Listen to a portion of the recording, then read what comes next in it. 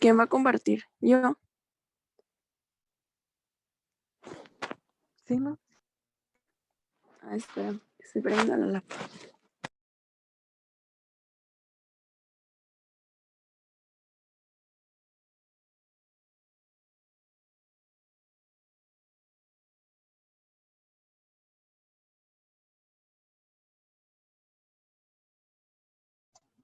Paco, yo tengo una duda sobre el examen. ¿Sí? Sobre la unidad 9, es que dice algo sobre iluminación y no vimos eso. ¿Eso también va a venir o no? Ah, pues sí, pues que está bien. Es bien sencillo. ¿Y a qué se refiere? ¿A qué Por uno se, los tipos de iluminación, cómo se ilumina en el quirófano. Creo que sí viene en un capítulo, no sé en cuál, pero sí viene. Es como media hoja nada más. Ok, gracias. No, nada.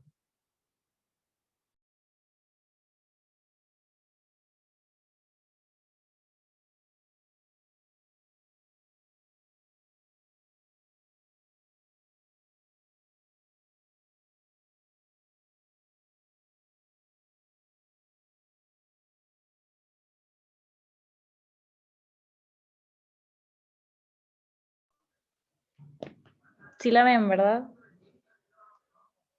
Sí. Yes. Bueno, ya vamos con lo último, con el último tema, que va a ser la elaboración de un expediente clínico. Y para comenzar, pues, con lo que es una historia clínica, que pues ya la vimos mucho en prope, en anestesio.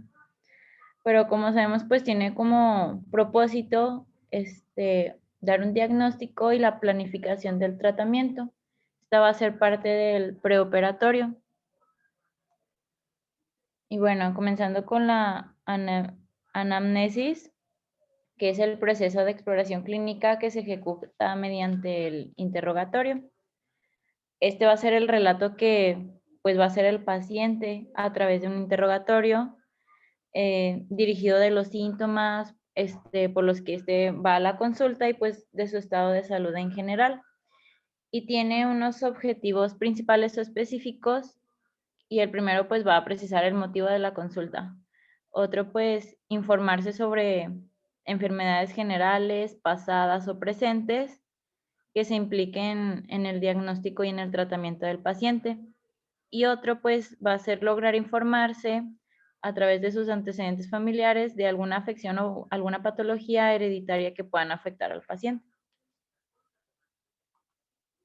Y bueno, ya conocemos también los componentes, que es la ficha de identificación, los antecedentes heredofamiliares, personales no patológicos, personales patológicos, los ginecobstétricos o andrológicos, el padecimiento actual y pues ya el interrogatorio por aparatos y sistemas.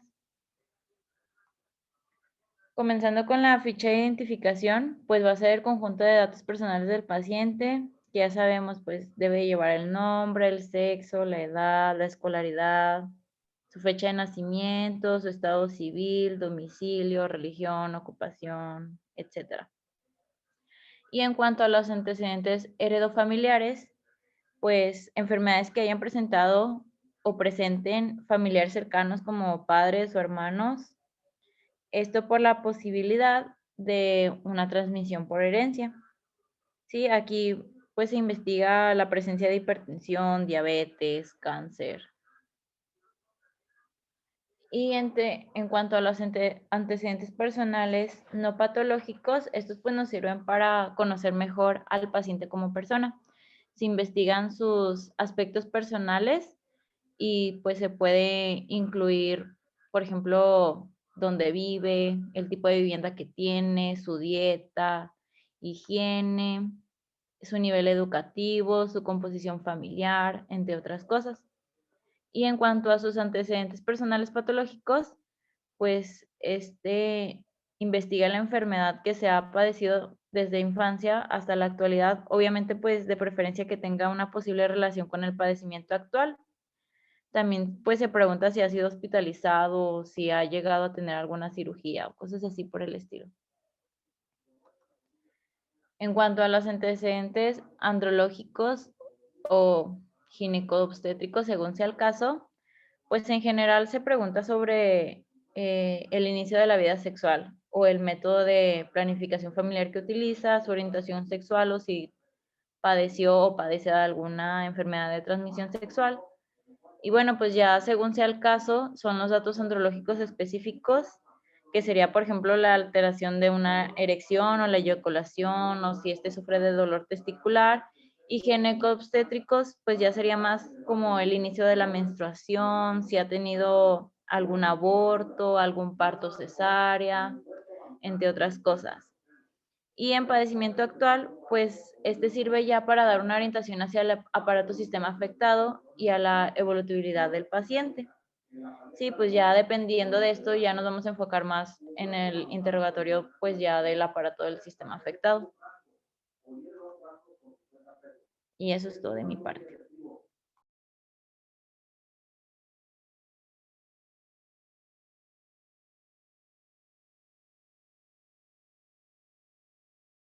Y bueno, ahora vamos a continuar con la exploración física. Bueno, pues este es el procedimiento aplicado para determinar si el paciente padece algún problema de salud. Este procedimiento es conocido también como examen físico y durante la exploración física se aplican 4 técnicas elementales a fin de pues corroborar los síntomas y formular un diagnóstico. Estas técnicas son la inspección visual, la palpación, auscultación y percusión.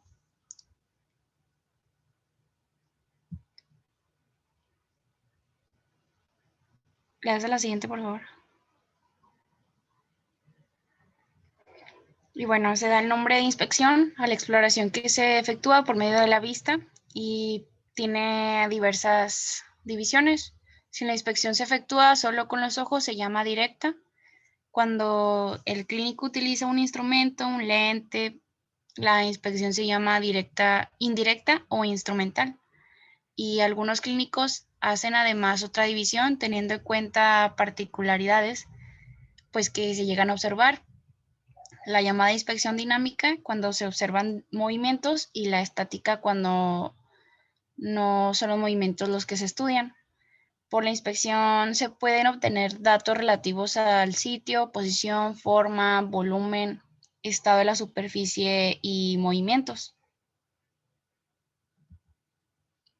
Le das a la siguiente. Y bueno, la palpación se le da el nombre a la exploración por medio del sentido del tacto. Aquí también encontramos diversas divisiones. Si se realiza sin ayuda de ningún instrumento, es llamada inmediata o indirecta. Cuando para palpar se aprovecha algún instrumento, una sonda, estilete, etcétera, se le llama mediata, indirecta o instrumental. Y según se palpen los tejidos superficiales o los órganos profundos, se califica a la palpación superficial o profunda. Si se realiza con toda la mano o gran parte de ella, se le llama manual, y si únicamente con 1 o 2 dedos, se le llama digital. Es costumbre llamar tacto a la palpación digital de las cavidades accesibles, boca, faringe, vagina, recto. La palpación nos suministra datos relativos a sitio, forma, volumen, estado de la superficie, movimientos, consistencia, dolor y temperatura. ¿Le das a la siguiente? ¿Alguien sabe para qué es la palpación del cuello que está en la imagen superior? Para detección de ganglios. Ah, bueno, sí, pero ¿para qué otra cosa? Ponlo, ¿a qué altura está? ¿Para la La tiroides? tiroides. Ándeles. ¿Y saben cómo se efectúa esa maniobra?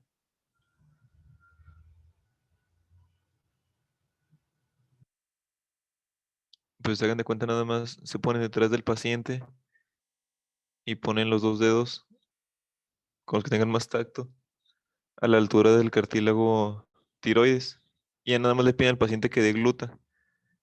Y ya cada vez que deglute, cada vez que van a sentir el movimiento de la tiroides. Y ya si está agrandada o si no hay tiroides, ya ahí lo pueden detectar todo.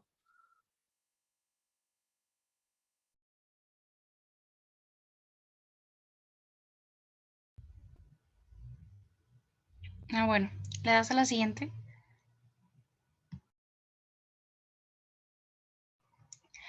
Bueno, la percusión es el procedimiento de exploración que consiste en dar golpes con el objetivo de producir ruidos, despertar algún dolor o provocar movimientos. Este procedimiento de exploración está basado en el hecho de que la percusión produce ruidos diferentes, pues según los órganos subyacentes a la región percutida, ya sean macizos o contengan gases, y según las condiciones físicas en que se encuentran estos gases. La percusión del tórax da ruido diferente a la que produce el epigastrio. Basado en estos ruidos, podremos conocer el estado físico de los órganos y su proyección sobre la superficie del cuerpo, y pues poder juzgar según estas áreas de proyección del tamaño, forma y situación de los órganos. Por ejemplo, a lo mejor, bueno, no sé, en neumología, el doctor nos explicó que cuando percutamos en el tórax, en especial en las mujeres, no hay que hacerlo sobre la mama porque la mama tiene cierto sonido. Entonces siempre hay que tratarlo de hacer, además que es incómodo para la persona y puede ser hasta doloroso, tenemos que hacerlo la parte más que esté como entre la mama y el esternón, o sea, la parte en donde no estemos tocando la mama, o sea, donde haya menos tejido para poder percutir de manera correcta, que no sea un sonido pues no proveniente del tórax.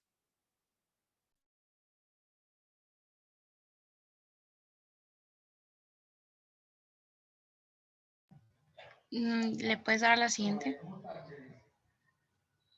Y bueno, se le llama auscultación a la exploración que se efectúa por medio del oído. En ciertos casos es por medio del oído como se recoge el primer dato aún antes de ver al enfermo. Por ejemplo, cuando se oye un exceso de tos, pues así hay fenómenos que por su intensidad pueden escucharse sin estar en contacto con el enfermo.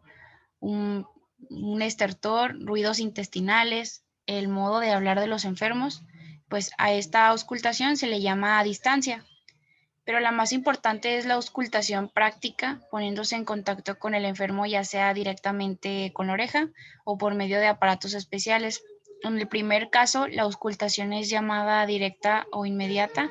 En el segundo caso, es indirecta o instrumental. La directa ya no tiene uso.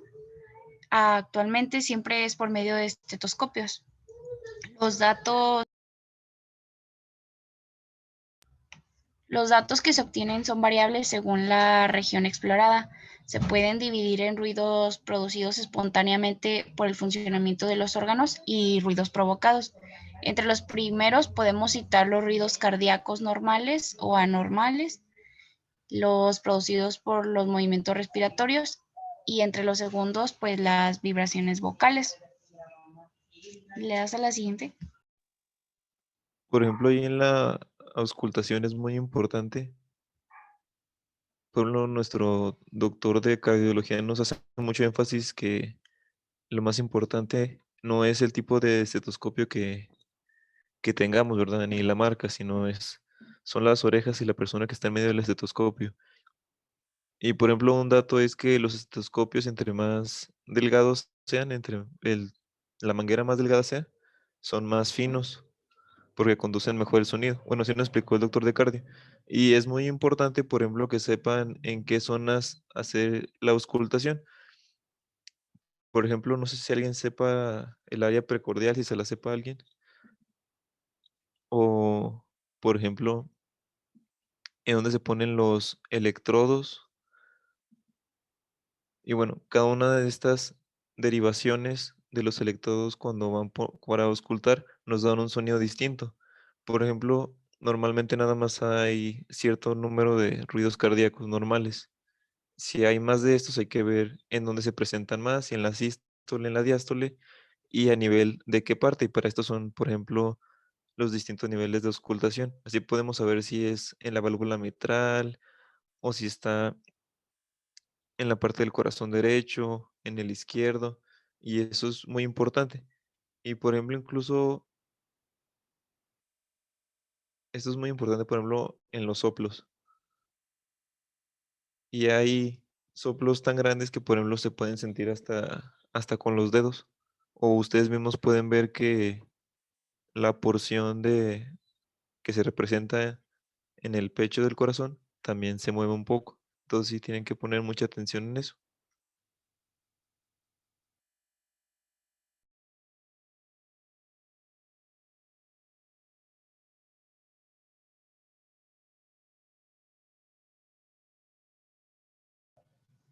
Le das a la siguiente. Y pues este es un procedimiento mixto que consiste en escuchar cómo se transmiten a través de los órganos los ruidos producidos por la percusión. Se practica con dos objetivos, pues conocer el estado físico de los órganos y limitar las áreas de proyección. En el primer caso, se aprovechan las modificaciones que sufre un ruido al atravesar un medio sólido, líquido o gaseoso. Se hace uso de este procedimiento al explorar el tórax y para limitar las áreas de proyección pueden usarse un estetoscopio. Lo que hace es que se van dando golpes suaves yendo de la periferia al centro. Tan pronto como entra al área de proyección, el ruido pues se transmite al oído del observador.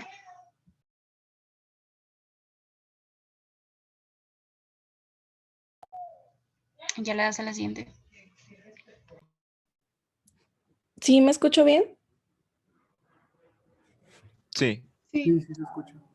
Bueno, pues continuando con el expediente clínico, tenemos a la nota preoperatoria.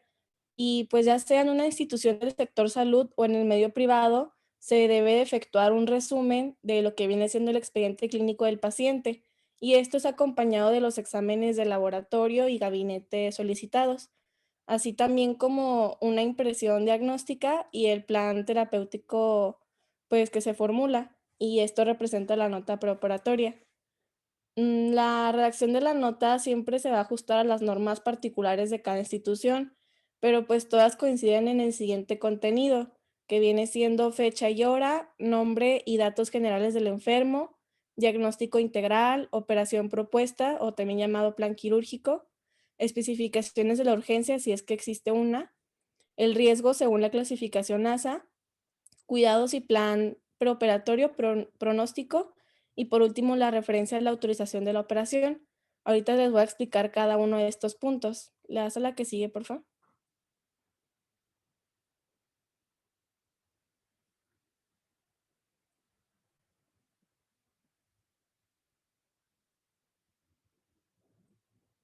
¿Le das a la que sigue, por favor?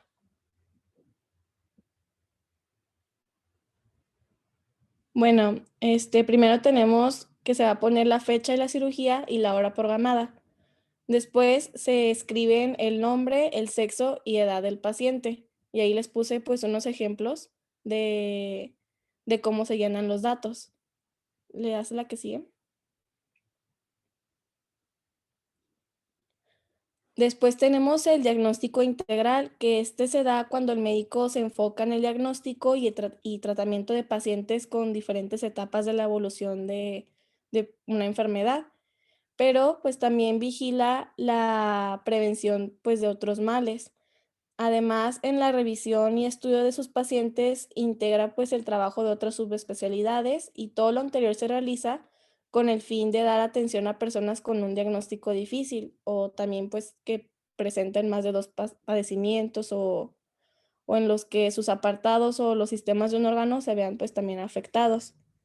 Después se escribe el plan quirúrgico, perdón, o también llamado operación propuesta, que pues básicamente es un plan trazado por el cirujano antes de realizar el procedimiento operatorio en base al diagnóstico, localización del proceso, hábito y pues el estado constitucional del paciente. Igualmente pues les puse unos ejemplos de un expediente clínico real. ¿Le das a la que sigue, por favor? Después se escriben las especificaciones de la urgencia. Aquí se divide en dos, en una cirugía urgente o también en una cirugía no urgente o llamada programada también. Y bueno, la cirugía urgente es aquella donde la función de un órgano o la vida del paciente depende de su realización pues inmediata. Y para tomar esta decisión, el cirujano pues tuvo que averiguar lo esencial del paciente, lo exploró y pues casi con seguridad tuvo a la mano los estudios básicos y dispone pues de cierto tiempo para que el equipo pues multidisciplinario que coordina planee la intervención quirúrgica en las mejores condiciones posibles. Y pues hay ocasiones en que la premura pues es máxima y se debe intervenir con enfermos en condiciones pues muy precarias como pacientes politraumatizados con hemorragias internas, externas o ambas.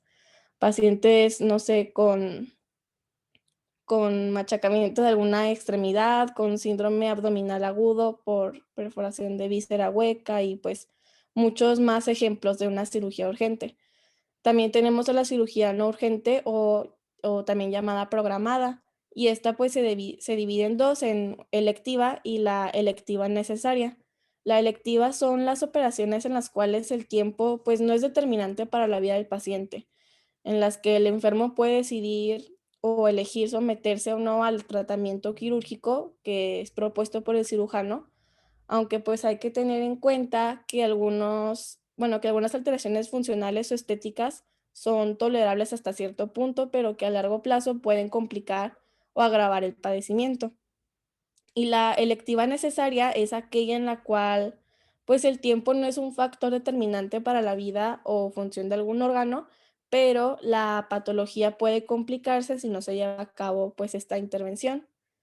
Después, de poner la especificación de la urgencia, tenemos el riesgo quirúrgico. Y pues aquí se contemplan pronósticos de la enfermedad que son posibles complicaciones para la calidad de vida y otras cosas más.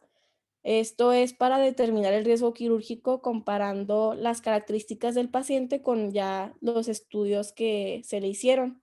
Y esta evaluación es de utilidad para el enfermo para que de este modo pueda él tomar una decisión al respecto y conocer el riesgo al que se expone por la cirugía. Y ya el cirujano va a escoger el procedimiento quirúrgico con menor riesgo y el anestesiólogo pues puede precisar el tipo de anestesia indicado. Y entre los factores que se pueden incluir destacan los enfermos en los extremos de la vida, es decir, o sea, recién nacidos, pacientes geriátricos, asimismo, pues pacientes obesos, desnutridos, con padecimientos cardiovasculares, diabetes mellitus, enfermedades renales, respiratorias, tabaquismo, alcoholismo, embarazo y etcétera. Y pues para establecer el riesgo cardíaco se utilizan los siguientes índices, que es por sus siglas ASA, en inglés es DIPS, American Society of Anesthesiologists, que pues van a clasificar el riesgo en clases 1 a 5 en números romanos. Y bueno, la primera es la ASA 1, que es cuando el paciente sin enfermedad relacionada o intercurrente con el padecimiento que indica la intervención quirúrgica no tiene repercusiones sistémicas. La ASA 2 es la enfermedad sistémica leve, la ASA 3 es la enfermedad sistémica grave, la ASA 4 es la enfermedad sistémica que pone en peligro la vida del paciente. Y por último, la ASA 5, que ya es cuando el paciente pues se encuentra en un estado moribundo, que pues espera que no sobreviva más de 24 horas y se trata de una intervención de urgencia. Y se agrega la letra U a la escala. Bueno, igualmente aquí les puse ejemplos de un expediente. ¿Le das a la que sigue, por favor?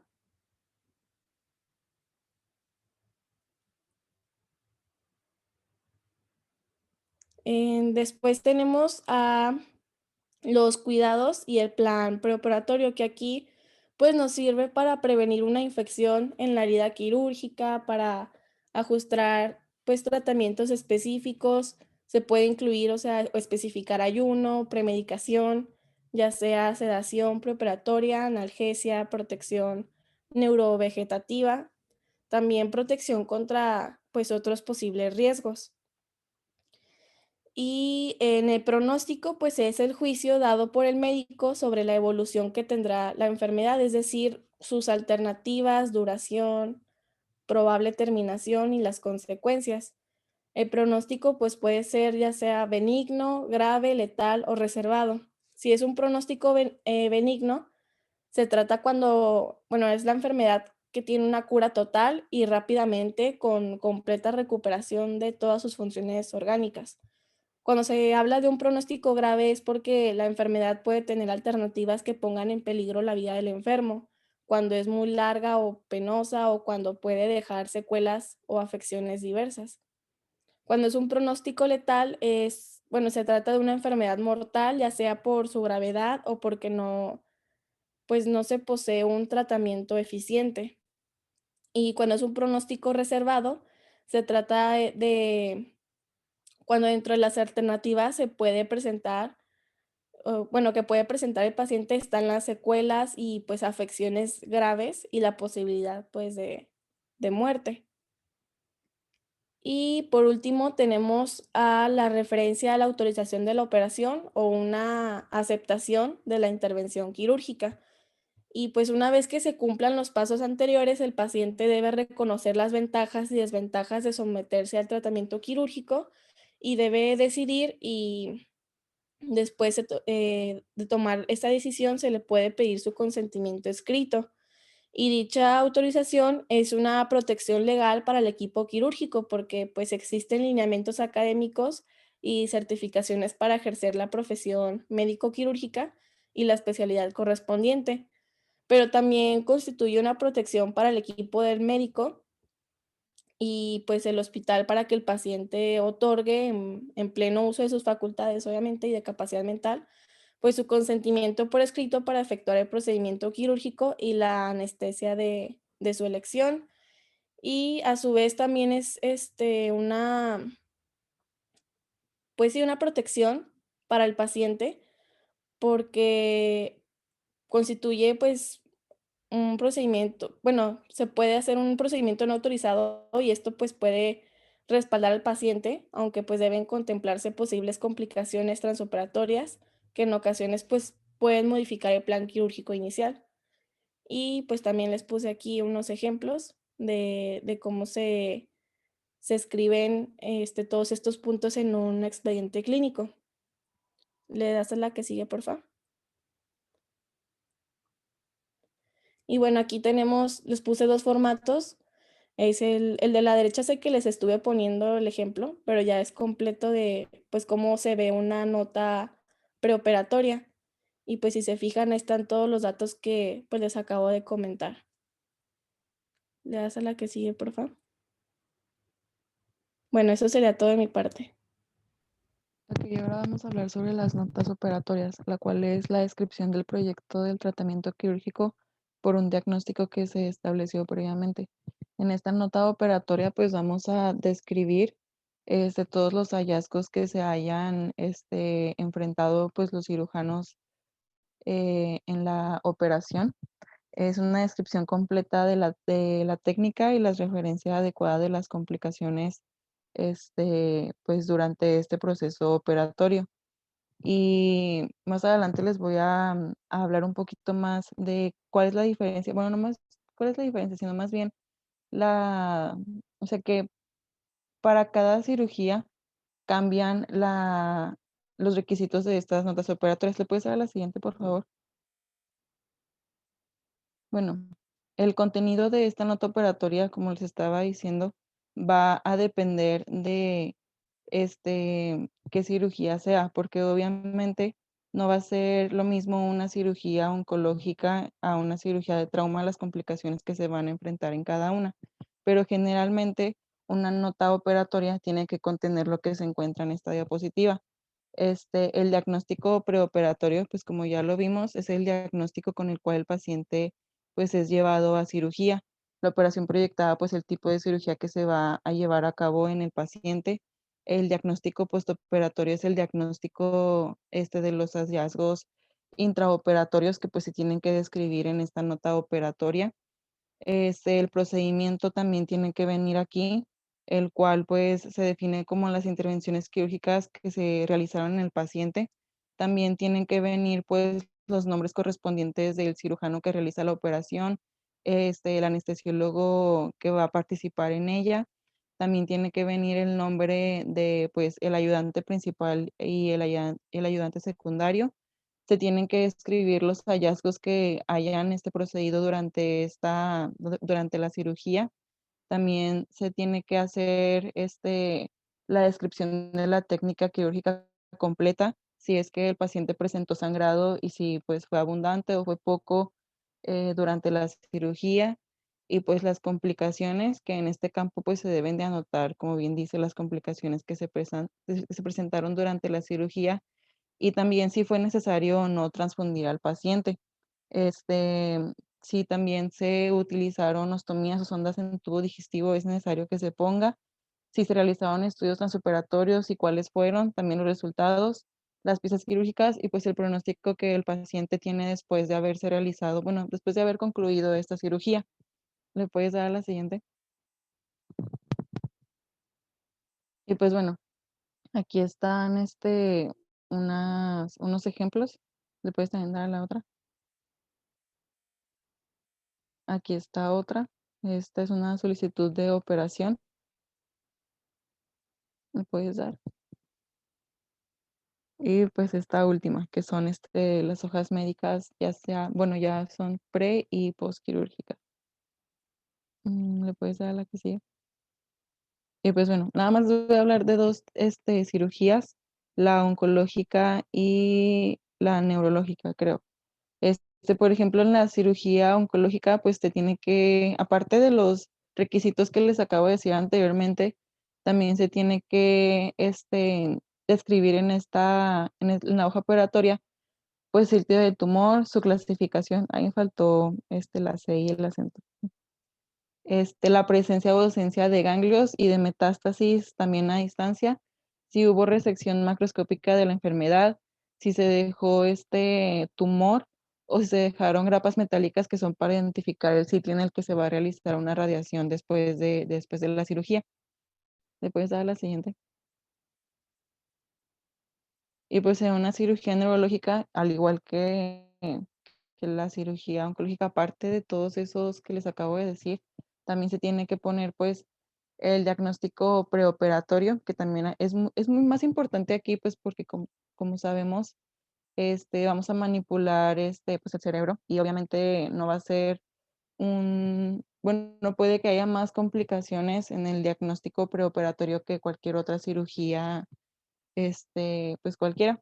Se tiene que también tener una identificación de estructuras anatómicas, si hubo monitoreo neurológico transoperatorio, o sea, si hubo algún error, por así decirlo, si hubo sangrado y si hubo reconstrucción en el cierre con restablecimiento de planos anatómicos. ¿Le puedes dar a la siguiente? Y pues los errores que ocurren al momento de hacer una nota operatoria es que no se supervise el contenido de esta, que no se firme o que se resuma la nota por espacio o por cansancio, que no se haga. También pues es un error común que no se refieran las complicaciones, que no se describan los hallazgos en la intervención, que no se refieran los materiales de sutura, si se omitieron también los puntos básicos de la técnica quirúrgica, si no se refirieron estudios transoperatorios o si no se confirmó el envío de alguna pieza quirúrgica que se haya utilizado durante la operación. Y ya, es todo de mi parte.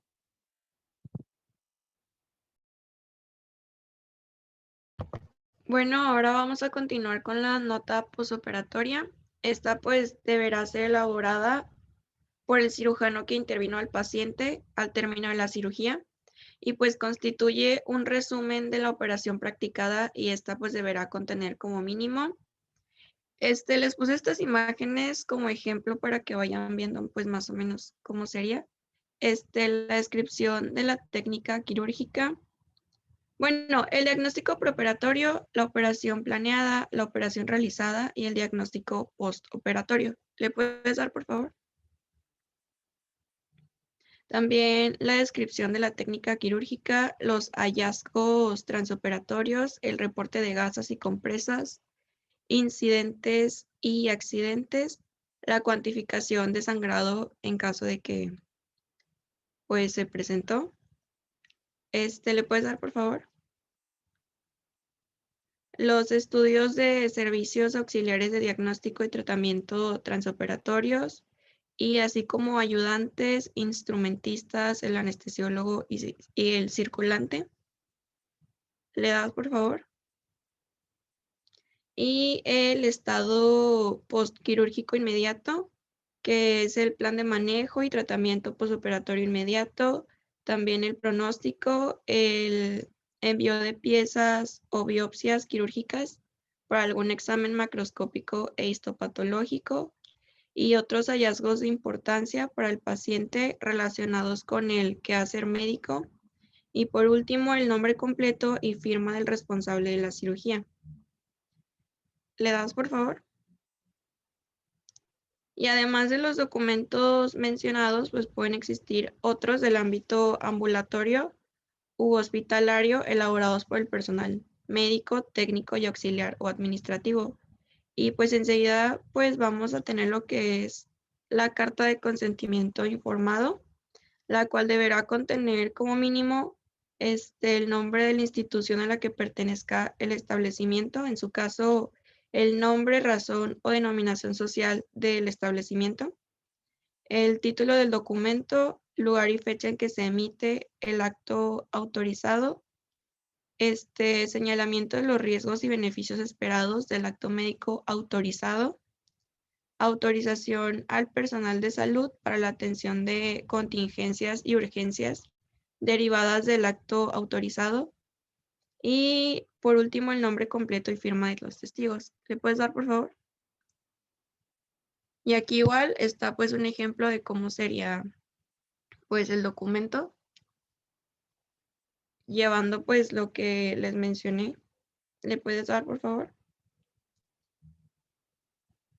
Y pues en sí el consentimiento informado pues es un proceso continuo y gradual que se da entre el personal de la salud y el paciente, el cual pues se va a consolidar en un documento. Mediante pues el personal de salud le informa al paciente sobre la naturaleza de la enfermedad y del procedimiento diagnóstico o terapéutico que se propone utilizar, así como los riesgos y beneficios que éste conlleva, y pues las posibles alternativas. Y pues en este caso, la información brindada al paciente debe ser clara, veraz, suficiente, oportuna y objetiva acerca de todo lo relativo al proceso de atención, principalmente el diagnóstico, el tratamiento y el pronóstico del padecimiento.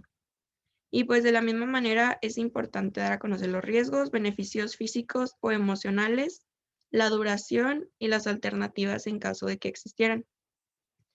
Y pues el proceso incluye también comprobar si el paciente ha entendido la información, ya que si realice preguntas, pues se deben dar respuestas a estas y asesorar en caso de que sea solicitado.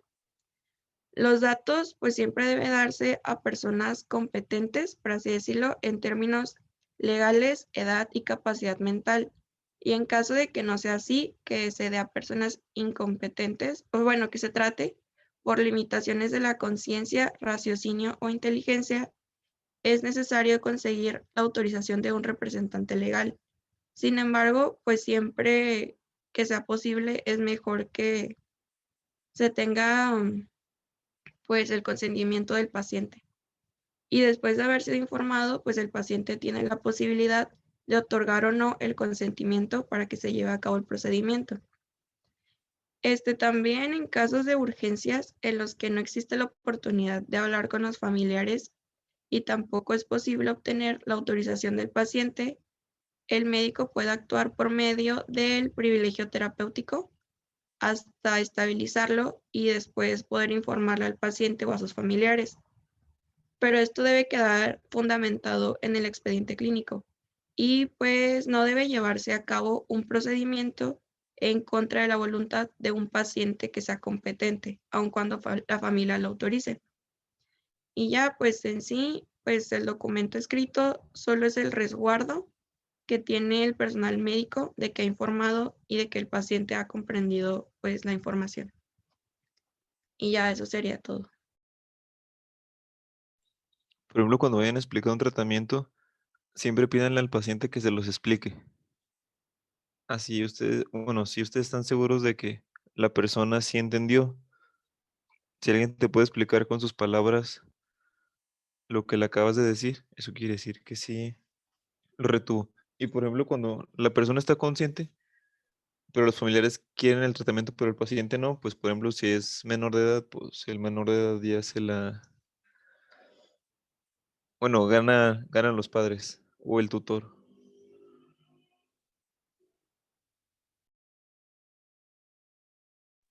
No sé si tengan alguna duda.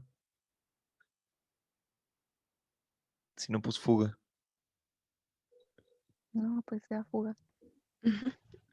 Bueno, Pues sí. se quebró una taza y cada quien para su casa, pues. Ahí nos vemos. El lunes va a ser el examen a la hora de la clase. Simón, a las 8, ¿no? Simón. Muy bien. Ok. Oye, Paco, ¿Qué rollo? ¿cuándo nos vas a dar las calificaciones del examen práctico? Ah, pues cuando lo revise. Aquí, Pero yo pues. creo que ¿Tú crees que todos 100? Sí, no tú. sé. Es que, por ejemplo, sí, doctor. Mire, les encargué para el examen práctico que realizaran unas suturas el plátano que es fruta o verdura, fruta, ¿no? Sí, es Y fruta. ya Sí, fruta. Sí, fruta. que sacaran la fruta del plátano y luego lo volvieran a meter y lo suturaran, porque no se me ocurrió otra cosa. ¿Cómo ve? Mm, no, pues está bien. Está curioso, ¿no? Pues sí. Y ya ¿no? si quieren, pues tienen el examen y luego tenemos otra clase para darles el promedio. ¿Cómo ve, doctor? Sí, está bien. Muy bien. No, pues fuga ahora sí. Pues nos vemos el lunes. Qué bien. Bueno, pues.